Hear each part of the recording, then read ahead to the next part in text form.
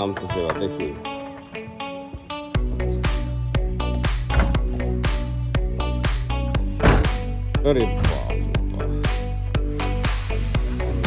চেয়ারে ভালো, ওইখানে চেয়ার রাখতে হেডটা থাকে চেয়ারে, এই হেডটা এই জায়গাটা, হ্যাঁ এই জায়গাটা এই দিকে রাখো, মাঝামাঝি রাখো, রাখার পরে তুমি এখন বুঝছো কি